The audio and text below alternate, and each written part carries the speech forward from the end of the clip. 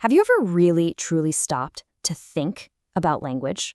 I mean, it's something we use every single day, right? We barely even think about it. But just beneath the surface of our normal everyday conversations, there's this hidden, incredibly complex system. It's almost like a secret code that's running inside all of our minds. So how in the world does this code actually work? Well, let's dive in and find out.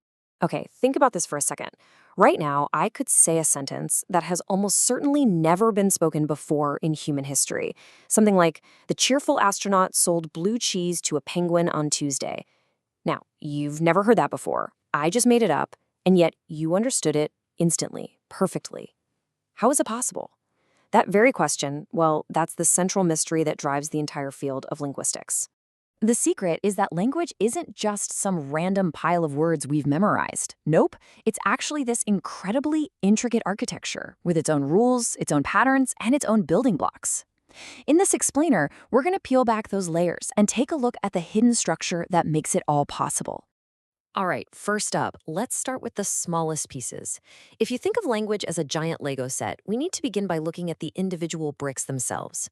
This brings us to the world of morphology, which is basically the study of how words are put together. You know, we tend to think of words as the smallest units, but we can actually break them down even further. We can break them down into something called morphemes.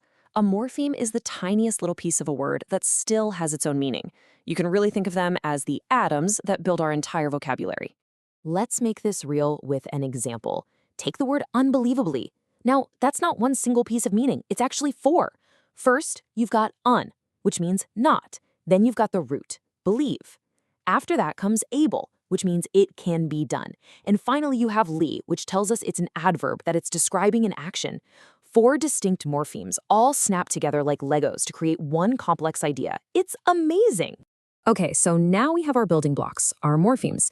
But, just having a big pile of bricks doesn't magically give you a house. You need a blueprint. You need a set of instructions telling you how to put them all together.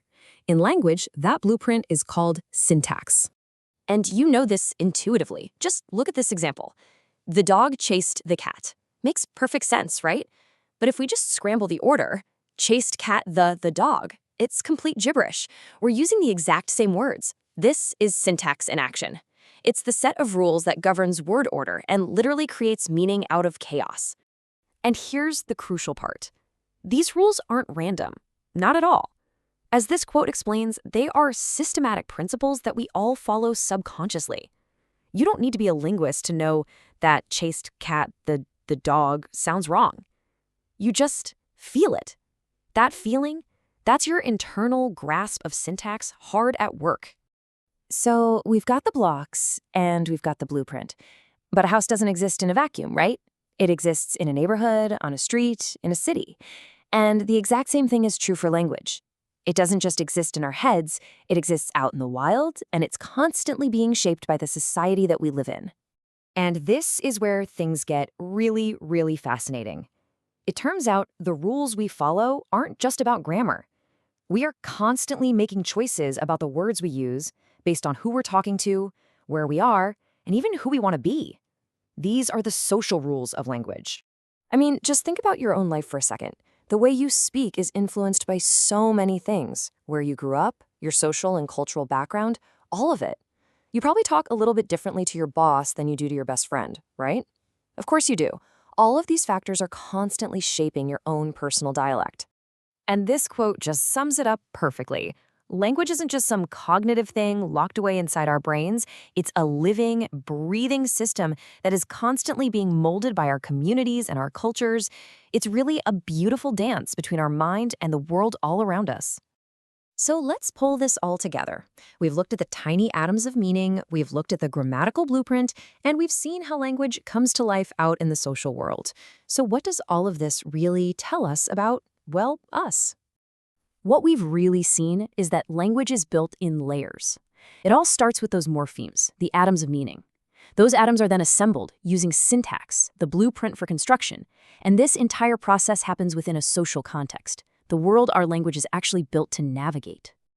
At the end of the day, understanding this structure does a lot more than just explain how a sentence works. It gives us this profound, incredible window into how the human mind organizes the world. And maybe just as important, it shows us how we build the connections that form the very foundation of our social lives. So the next time you're talking to someone, just pay a little extra attention.